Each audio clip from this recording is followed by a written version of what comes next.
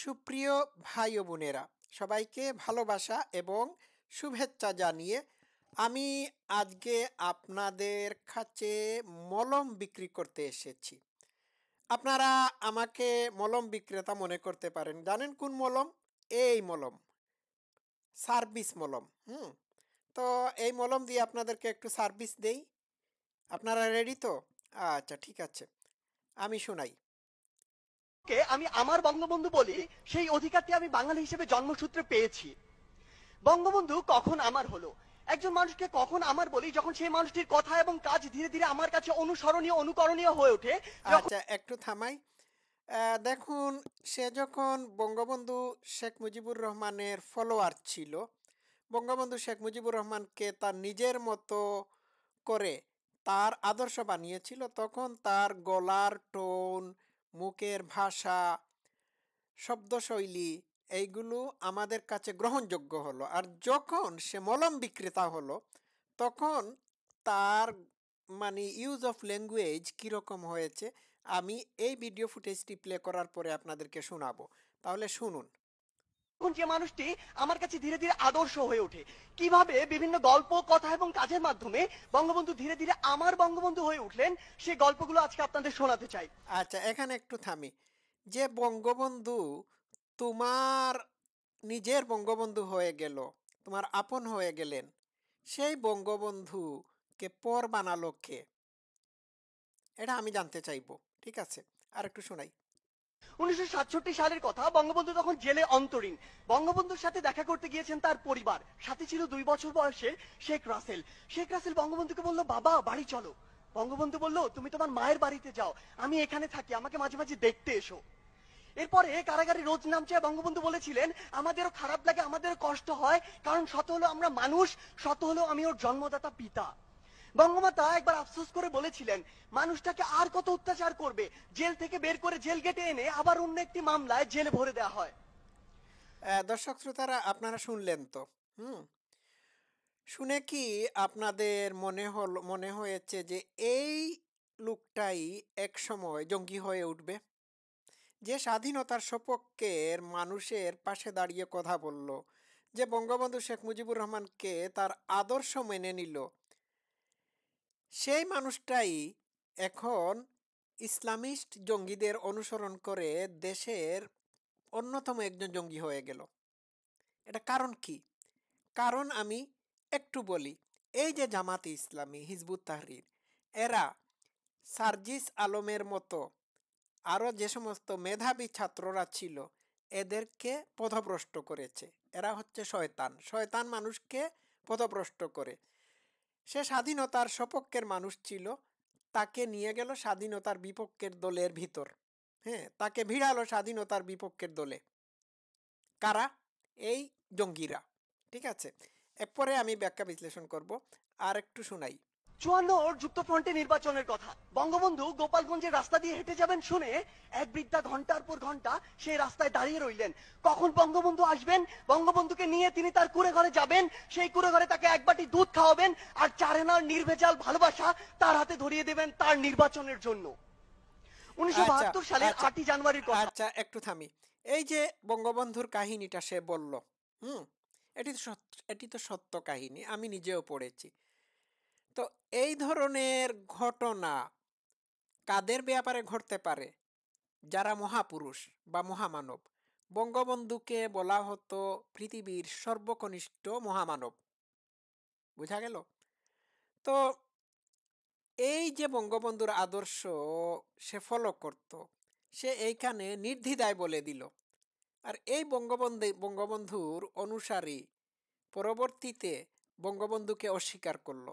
ঠিক আছে, তো যে বঙ্গবন্ধুর নামে সে পাগলপাড়া ছিল, সেই বঙ্গবন্ধুর ছবি যখন বঙ্গভবনের দরবার হল থেকে নামিয়ে দেওয়া হলো, তখন কেন সে নিশ্চুপ ছিল? যখন বঙ্গবন্ধুর ভাস্কর্য সারা দেশে ভাঙচুর করা হচ্ছিল, তার ভাস্কর্যের মাথায় হাতুড়ি দিয়ে পিটানো হচ্ছিল, তখন এই সার্জিস আলম চুপ ছিল। বিষয়টা বুঝতে পারছেন? আর একটু শোনাই। বঙ্গবন্ধু তখন লন্ডনে। ব্রিটিশ প্রধানমন্ত্রী এডওয়ার্ড হিথ তার রাষ্ট্রীয় সফর সংক্ষিপ্ত করে লন্ডনে ফিরে এসেছেন। বিকেল 5টায় 10 নম্বর ডাউনিং স্ট্রিটে বঙ্গবন্ধুর সাথে বৈঠক শেষে বঙ্গবন্ধু যখন তার গাড়িতে উঠবেন, ব্রিটিশ প্রধানমন্ত্রী নিজে সে গাড়ির দরজা খুলে দিলেন। প্রথার বিরুদ্ধে তিনি কেন এই কাজ করলেন, সাংবাদিকদের প্রশ্নে তিনি উত্তরে বলেছিলেন, আমি জানি আমি কাকে সম্মান জানিয়েছি, আমি জানি কাকে কতটুকু সম্মান জানাতে হয়। আচ্ছা, একটু থামি। সে বলছে ব্রিটিশ প্রধানমন্ত্রী বলেছিলেন যে উনি জানেন কাকে সম্মান প্রদর্শন করতে হয়, কাকে সম্মান প্রদর্শন করতে না হয়।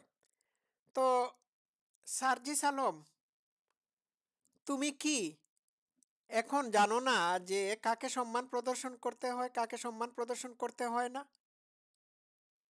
তোমার মুখ দিয়েই তো এই কথাটি তুমি বলেছ। তাহলে তুমি কতটুকু বঙ্গবন্ধুকে সম্মান প্রদর্শন করেছিলে?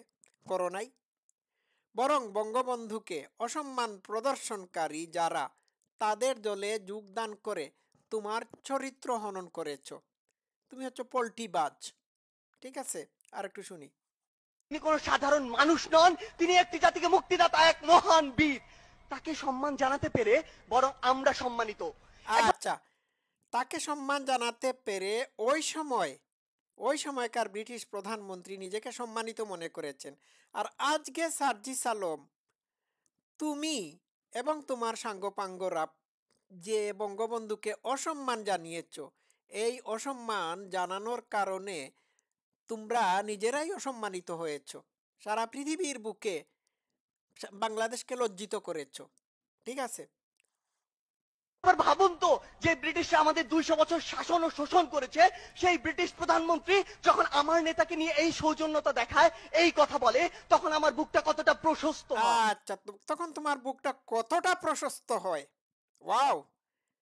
তো এখন বঙ্গবন্ধু শেখ মুজিবুর রহমানকে অসম্মান করে কতটা তোমাদের তোমার তোমার তোমার বুক কতটা সংকুচিত হয় বাবাজি, একটু বলো তো দেখি।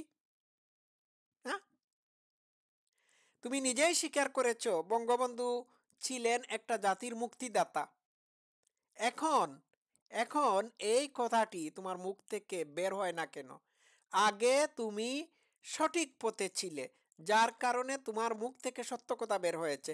আমি বলবো, এই সত্য কথাটুকু যদি বলার সাহস থাকে তাহলে আবার বলো, বারবার বলো। ঠিক আছে, আর একটু শুনি। আমার বঙ্গবন্ধু আমাকে শেখায় ন্যায্যতা, ধর্মনিরপেক্ষতা, আপোষহীনতা আর সাহসিকতা। তিনি আচ্ছা, তোমার বঙ্গবন্ধু তোমাকে শিখিয়েছে ন্যায্যতা, ধর্মনিরপেক্ষতা, আপোষহীনতা। এটাই তো শিখিয়েছেন। যে আদর্শ তোমার বঙ্গবন্ধু তোমাকে শিখিয়েছিলেন, সেই আদর্শকে জলাঞ্জলি দিয়ে বঙ্গবন্ধুকে অপমানিত করে জঙ্গিবাদকে ধারণ করেছ। এখন তুমি জঙ্গি হয়ে গিয়েছো। জঙ্গি হলে পরে জঙ্গি হলে পরে আর কোনো মানুষ মানুষ থাকে না। আগে মানুষ ছিলে, এখন অমানুষ হয়ে গিয়েছো। আর একটু শোনাই, পরে আসতেছি। বলেছিলেন, যদি কেউ ন্যায্য কথা বলে আর সংখ্যায় যদি সে একজন হয়, আমরা তার কথা মেনে নেব। আমার বঙ্গবন্ধু বলেছিলেন, এই বাংলাদেশ হবে ধর্মনিরপেক্ষ দেশ, যেখানে ধর্ম নিয়ে কোনো ব্যবসা করা চলবে না। আমার বঙ্গবন্ধু মুচলেখা দিয়ে নিজের ছাত্রত্ব ফিরিয়ে নেননি, অন্যায়ের সাথে আপোষ করেননি। আমার বঙ্গবন্ধু দেখিয়েছেন কিভাবে নারীকে সম্মান করতে হয়। তিনি বলেছিলেন, এই স্বাধীন বাংলায় যত বীরঙ্গনা রয়েছে, তার বাবার নামের পাশে আমার নাম লিখে দিও। আচ্ছা আচ্ছা আচ্ছা আচ্ছা আচ্ছা, চুপ চুপ চুপ চুপ, থামলে ভালো লাগে। তোমার বঙ্গবন্ধু তোমাকে শিখিয়েছিলেন নারীদেরকে কিভাবে সম্মান করতে হয়। আর যেদিন তুমি বঙ্গবন্ধুর আদর্শ পরিত্যাগ করে জঙ্গিদের সাথে মিলেমিশে মিলেমিশে কাজ করা শুরু করে দিলে, যেদিন থেকে তুমি জামাতের খাতায় তোমার নাম লিখালে, সেদিন থেকে বাংলাদেশে তুমি এবং তোমার সাঙ্গপাঙ্গরা নারীদেরকে কোনো সম্মানই দাও নাই। আমরা তো দেখেছি 5ই আগস্টের পরে নারীদের গায়ে কিভাবে হাত তোলা হচ্ছে। আমরা তো এটি দেখেছি। এই নারীদেরকে অসম্মান সেই দিন থেকেই তুমি সার্জিস আলম শুরু করে দিয়েছ, যেদিন থেকে বঙ্গবন্ধুর আদর্শ থেকে বিচ্যুত হয়েছ। বোঝা গেল? হ্যাঁ। আর তুমি এখানে বলেছ বঙ্গবন্ধু শেখ মুজিবুর রহমান বলেছেন যে যদি একজন মানুষও ন্যায্য কথা বলে থাকে তাহলে আমরা তাদের পাশে দাঁড়াবো। This is the pure definition of democracy. ঠিক আছে? এই বঙ্গবন্ধুর মতো মহামানবকে তুমি এবং তোমরা সবাই মিলে অপমানিত করেছ। বঙ্গবন্ধু শেখ মুজিবুর রহমানের দুর্ভাগ্য যে তিনি বাংলাদেশে জন্মগ্রহণ করেছিলেন। এটা উনার উচিত হয় নাই বাংলাদেশকে স্বাধীন করে দেওয়া। উনি যদি জানতেন তোমরা ক্ষমতায় আসবে এবং তাকে অপমানিত করবে, তাহলে উনি কি করতেন তিনি সেটি জানতেন। এরপরেও তিনি জানলে পরেও তিনি বাংলাদেশকে স্বাধীন করতেন। তিনি এত বড় হৃদয়ের মানুষ ছিলেন। ঠিক আছে, আর একটু শুনাই। আর ঠিকানা দিও ধানমন্ডি 32।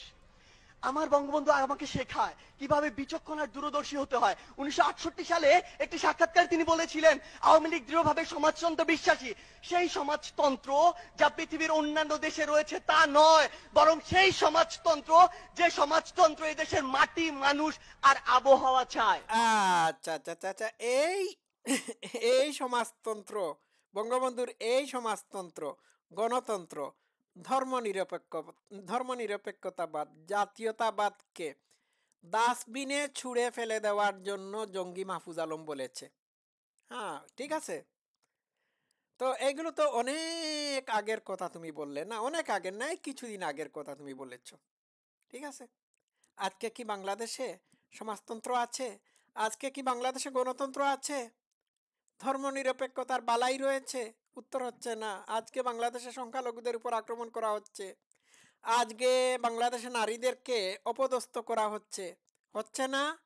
হ্যাঁ, এসবগুলো হচ্ছে তোমার মতো পুলাপাইনরা যখন বঙ্গবন্ধুর আদর্শ ছেড়ে ৭১-এর স্বাধীনতা বিরোধী শক্তির সাথে আতাত করেছে, বা ৭১-এর স্বাধীনতা বিরোধী শক্তির শিবিরে যোগদান করেছে। যখন থেকে এটি করেছে তখনই এটি হয়েছে। ঠিক আছে, শুনি। আমার বঙ্গবন্ধু হচ্ছে সেই বঙ্গবন্ধু। এমন হাজারো অনুসরণীয় ও অনুকরণীয় না বলা কথা আর গল্পের মধ্য দিয়ে বঙ্গবন্ধু হয়ে উঠেছেন আমার বঙ্গবন্ধু। পরিশেষে ওপারে অপার স্বপ্নে আমার দিকে, আমাদের দিকে, বাংলাদেশের দিকে চেয়ে থাকা বঙ্গবন্ধুর উদ্দেশ্যে বলতে চাই, ওরা ভেবেছিল তোমাকে হত্যা করলেই হয়ে যাবে সব শেষ। ভাবেনি ওরা বঙ্গবন্ধু মানেই বাংলাদেশ। হ্যাঁ, আমার আচ্ছা আচ্ছা, এইবার একটু থামো। এই কথাটা তো তুমি খুব সুন্দর করে বললে যে ওরা ভেবেছিল বঙ্গবন্ধুকে মেরে ফেললে এইসব কিছু শেষ।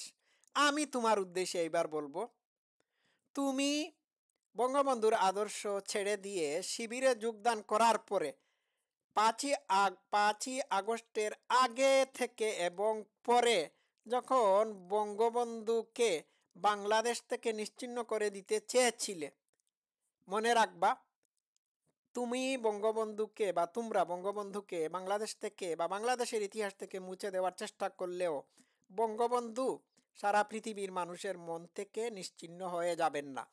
তো তুমি যে পল্টিবাজ, তোমার একটা পরবর্তী ভিডিও ফুটেজ দেখাই। আচ্ছা, এটা আমি প্লে করতে হচ্ছে, দেখুন দর্শক শ্রোতারা, দেখুন এইখানে সে কি বলে, একটু প্লে করে শোনাই। পারি এসব সন্ত্রাসী সংগঠন কেন? খুনি হাসিনার কোন দোষরই শুধু গুলিস্তান 0 পয়েন্ট নয়, বাংলাদেশের কোথাও তার মাথা দেখাতে পারবে না। আচ্ছা দর্শক শ্রোতারা, আমি আপনাদের কাছে জানতে চাচ্ছি, আপনারা কমেন্টে আমাকে জানাবেন, এই সার্জিস আলম আগে বঙ্গবন্ধু শেখ মুজিবুর রহমানের প্রশংসা করতে গিয়ে যে কথাগুলো বলেছিল, সেই কথাগুলোর টোন, ভাষাশৈলী, হ্যাঁ, শব্দচয়ন আর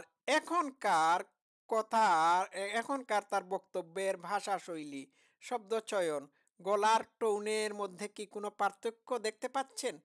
আমাকে জানাবেন। আগের বক্তব্য ছিল খুবই পশ, হ্যাঁ, সুন্দর, গ্রহণযোগ্য, শ্রুতিমধুর। আর এখনকার বক্তব্য শুনে মনে হচ্ছে যে রাস্তার ধারের ঘেউ ঘেউ করা একটা প্রাণী ঘেউ ঘেউ করে মানুষকে বিরক্ত করছে, গলা ফাটিয়ে দিচ্ছে, চেঁচাচ্ছে। আগের বক্তব্যের মধ্যে কোনো চেঁচামেচি ছিল না, খেয়াল আছে? আচ্ছা, একটু শোনাই। 5ই আগস্টের পরবর্তী বাংলাদেশে গণহত্যার সাথে যারা জড়িত, আওয়ামী লীগ, ছাত্রলীগ, যুবলীগ, তাদের যতদিন না পর্যন্ত বিচার নিশ্চিত হয়, আচ্ছা আচ্ছা যতদিন না পর্যন্ত ছাত্র নাগরিক সিদ্ধান্ত আচ্ছা, এই দেখুন ইনুসের ঘেউ ঘেউ করা বাহিনীর আরেকটা পাঠা এইটা, হ্যাঁ, আরেকটা কুকু কুকু কুকু আমি বললাম না, হ্যাঁ। সে বলছে যতক্ষণ পর্যন্ত না, হ্যাঁ, আহ, শেখ হাসিনা শেখ হাসিনা বা ছাত্রলীগ বা আওয়ামী লীগের খুনিদের বা গণহত্যাকারীদের বিচার না হবে ততদিন পর্যন্ত তারা থামবে না। তো গণহত্যা তো তোমরাই চালিয়েছিলে নাকি? 5ই আগস্টের পরে যে 4000-এর মতো পুলিশের উপর গণনিধন চালানো হয়েছিল, এটির বিচার তো করতে হবে। এটি তো ইন্ডেমনিটি বিল করে তোমরা মানে পার পেয়ে যাচ্ছ, হ্যাঁ, ঠিক আছে। তো ইন্ডেমনিটি বিল করার মানেই হচ্ছে যে যে তোমরা পুলিশের উপর নিধনযজ্ঞ চালিয়েছিলে, ঠিক আছে। তো এটারও তো বিচার হতে হবে না? আওয়ামী লীগ নিধন চালিয়েছিল, এর কারণে তাদের বিচার হবে নাকি? আর তোমরা যে পুলিশ, ছাত্রলীগ, অন্যান্য নেতাকর্মী বা সংখ্যালঘুদের উপর যে নিধনযজ্ঞ চালাচ্ছ, এইটার কি বিচার হবে না? বাংলার মাটিতে এটিরও বিচার হবে।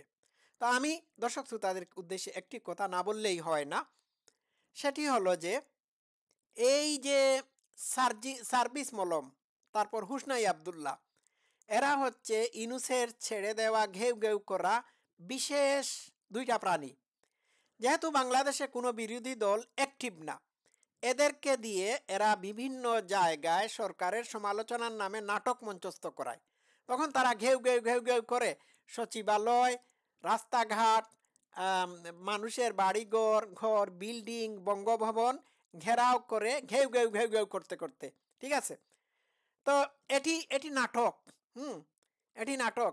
এটার দ্বারা প্রমাণ এই মাস্টার মাইন্ড মাহফুজ আলম প্রমাণ করাতে চায় যে এই সরকার, এই অবৈধ সরকার মানুষের বাক স্বাধীনতা দিয়েছে।